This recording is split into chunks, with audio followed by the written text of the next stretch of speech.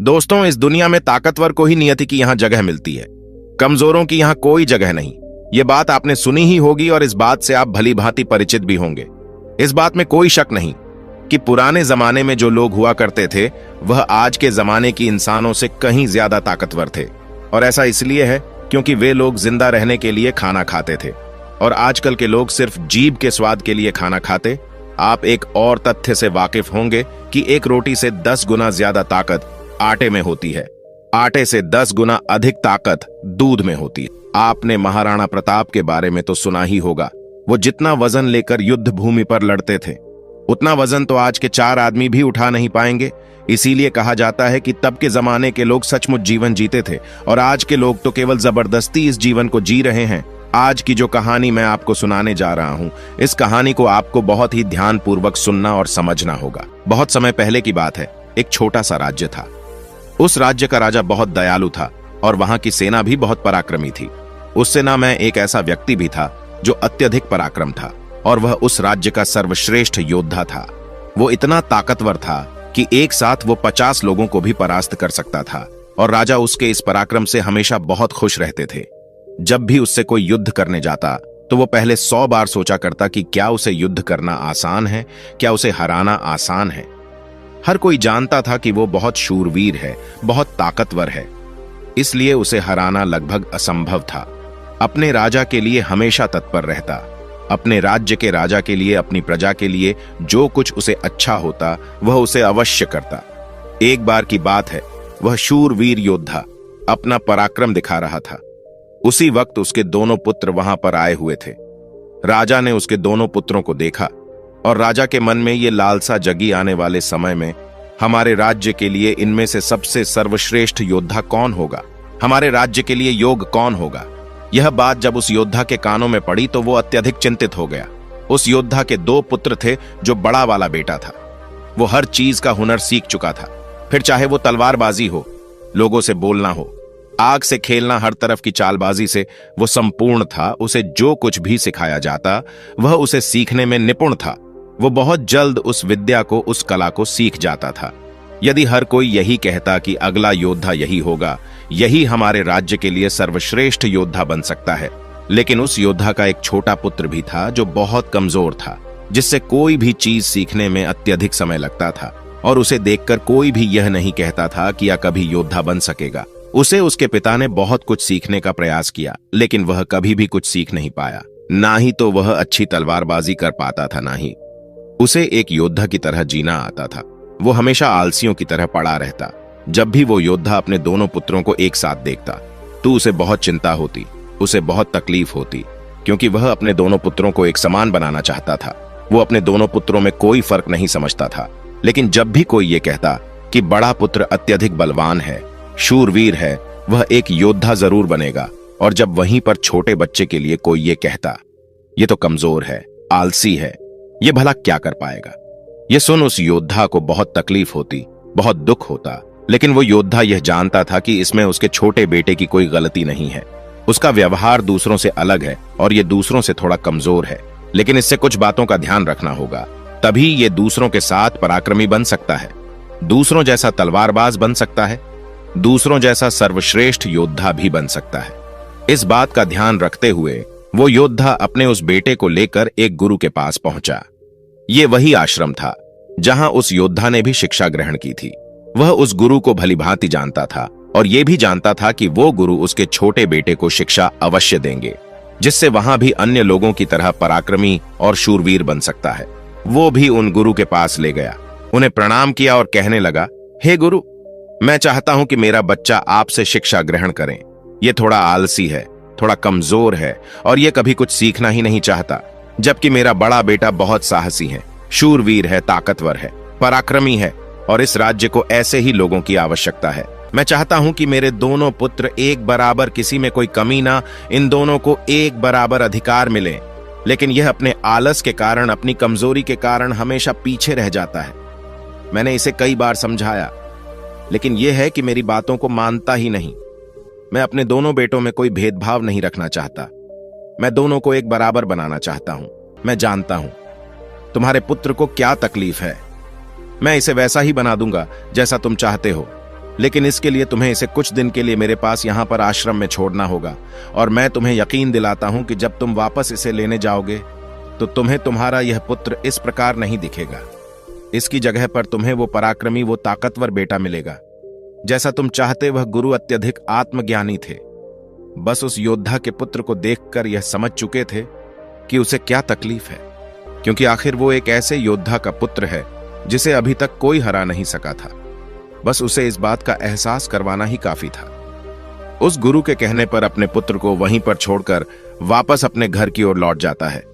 उसके बाद उस योद्धा का वह पुत्र एक शिष्य बनकर उन गुरु के आश्रम में रहने लगता है। वहां के सारे कामकाज करने लगता है। वहां पर वो सीखने लगता है, समझने लगता, और इसी प्रकार कई दिन बीत जाते हैं। और एक दिन सही समय आने पर वह गुरु उस योद्धा के पुत्र से कहते हैं, चलो आज मैं तुम्हें कुछ दिखाना चाहता हूं। इतना कहकर वह गुरु उस योद्धा के पुत्र का हाथ पकड़ लेते और उसे लेकर एक पहाड़ी की ओर ऊपर की ओर बढ़ चलते। उस पहाड़ी के ऊपरी छोर पर ले जाकर वह गुरु उस पुत्र से कहते हैं, आज मैं तुम्हें कुछ सिखाने वाला हूं, यह समझा सकूं कि तुम इस धरती पर क्यों आए, तुम्हारे आने का क्या कारण है। इतना कहकर वो गुरु उस पुत्र को ऊपर की ओर इशारा करते हुए कहते हैं, ऊपर ध्यान से देखो। उस चील ने अपने पंजों में अपना नवजात शिशु रखा हुआ है। वह चील ऊपर की ओर बढ़ती चली जा रही थी, इतनी ऊंची जाती कि बादलों को चीर कर ऊपर बढ़ती ही चली जाती, और वहां पर जाकर वो अपने बच्चे को छोड़ दे। यदि वो छोटा सा बच्चा डर गया, उसे यह समझ नहीं आ रहा था क्या आखिर उस चील ने अपने ही बच्चे को इस तरह से नीचे क्यों फेंक दिया। गुरु और शिष्य दोनों इस दृश्य को बड़े ही ध्यानपूर्वक देख रहे थे। जैसे ही उस चील ने अपने उस बच्चे को नीचे की ओर छोड़ा, वो बच्चा तेजी से एक पत्थर की भांति नीचे की ओर गिरता चला जा रहा था। और वह जब तेजी से नीचे आने लगा तो उसने कई बार कोशिश की, कई बार प्रयास किए कि वो अपने पंखों को खोल सके, फड़फड़ा सके, जिससे वह हवा की उस रुख का फायदा ले सके, वह भी उड़ सके। लेकिन उसके कई अथक प्रयास के बाद भी उसके पंख नहीं खुल पा रहे थे और वह एक पत्थर की भांति तेजी से नीचे गिरता चला जा रहा था। जैसे जैसे वो नीचे गिरता जा रहा था, उसकी मां भी ठीक उसके पीछे ही थी। उसने ऊपर से अपने पंजे में फिर एक बार अपने उस बच्चे को पकड़ लिया। एक बार फिर वो चील अपने उस बच्चे को लेकर आकाश में ऊपर ऊंचाई की तरफ बढ़ती चली जाती है, और फिर से वो ऊंचाई पर जाकर अपने बच्चे को ठीक उसी प्रकार छोड़ देती है। यह देख उस बच्चे को कुछ समझ नहीं आ रहा था कि आखिरी चील अपने बच्चे के साथ ऐसा क्यों कर रही है। यदि उसके बच्चे को कुछ हो गया तो फिर क्या होगा। चील लगातार इसी प्रक्रिया को दोहरा रही थी। गुरु अपने उस शिष्य का हाथ पकड़ते हुए बस पेड़ की ओर आगे बढ़े जहां पर वह चील रहा करती थी, और उस जगह को दिखाते हुए वह गुरु उस पुत्र से कहते हैं कि इस जगह को ध्यान से देख लो। ठीक इसी जगह पर वह चील और उसका बच्चा इस पेड़ पर रहते हैं। तुमने एक बात और गौर की, इस पेड़ पर तुम्हें अनेकों फूल देखने को मिल रहे होंगे, लेकिन जहां पर यह चील और इसका बच्चा रहता है वहां पर तुम्हें एक भी फूल नजर नहीं आएंगे, क्योंकि फूल बड़े ही कोमल होते। और वह चील चाहती तो इन फूलों को अपने साथ जहां पर रहती है उसे रख सकती थी, लेकिन वह जानती है कि फूलों में रहकर उसका बच्चा एक पक्षी बनेगा।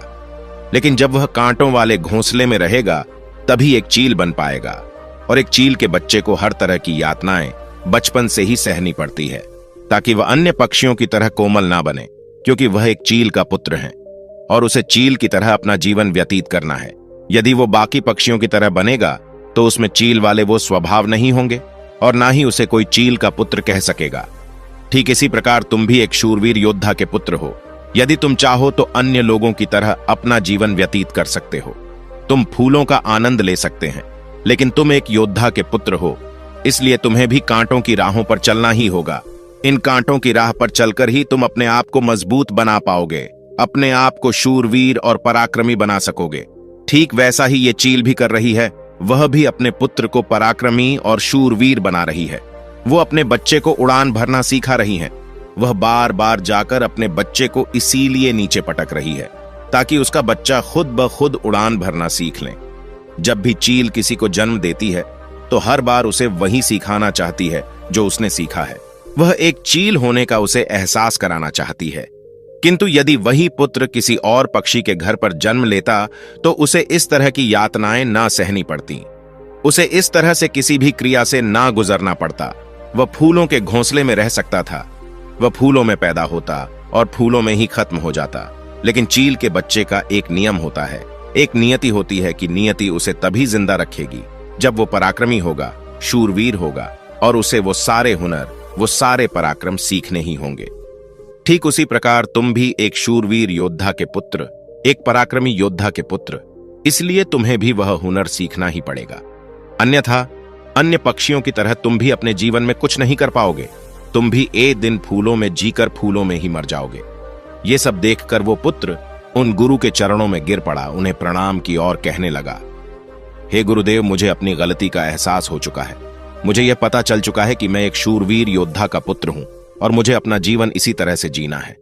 मुझे इस हुनर को सीखना ही होगा। इतना कहकर वह गुरु और शिष्य वापस आश्रम की ओर लौट जाते हैं। वहां पहुंचने के बाद वह गुरु अपने उस शिष्य से कहते हैं, मैं तुम्हें कुछ ऐसी बातें बताने जा रहा हूं जिससे तुम्हें अपने जीवन में उतारना होगा। यदि तुम इन बातों को अपने जीवन में उतार लेते हो और इसे तुम्हें जीवन भर याद रखना होगा। जो कुछ तुमने अभी उस चील से सीखा है वह तुम्हारे लिए एक ऐसी सीख है जिसे तुम्हें कभी नहीं भूलना चाहिए, लेकिन तुम एक चील नहीं हो और चील की बच्चों की तरह तुम इन ज्ञान को भी अर्जित नहीं कर सकते। आखिर तुम एक इंसान हो और तुम्हें इंसानों की तरह ही अपने शरीर को बनाना होगा। आज मैं तुम्हें कुछ बातें बताने जा रहा हूं जो तुम्हें अपने घर जाकर करनी होगी, जिससे तुम एक पराक्रमी योद्धा बन सकोगे और अपने शरीर को स्वस्थ रख पाओगे। क्योंकि एक शूरवीर हमेशा अपने शरीर का ध्यान रखता है। वो हमेशा अपने शरीर को चुस्तीला और फुर्तीला बनाए रखता है, जिसके कारण वो कभी बीमार नहीं पड़ता। तुम्हें भी इस बात का ध्यानपूर्वक ध्यान रखना होगा। तुम्हें सुबह जल्दी उठना होगा। 6 से 8 घंटे की नींद तुम्हारे लिए महत्वपूर्ण है। इससे ज्यादा कभी मत सोना। सुबह जल्दी उठकर अपना जो हुनर है उसका अभ्यास करना। जिस प्रकार तुम्हारे पिता एक योद्धा है पर सुबह उठकर अपने सभी हुनरों का अभ्यास करते, ठीक उसी प्रकार तुम्हें भी सुबह उठकर अपने सभी हुनर का अभ्यास करना होगा।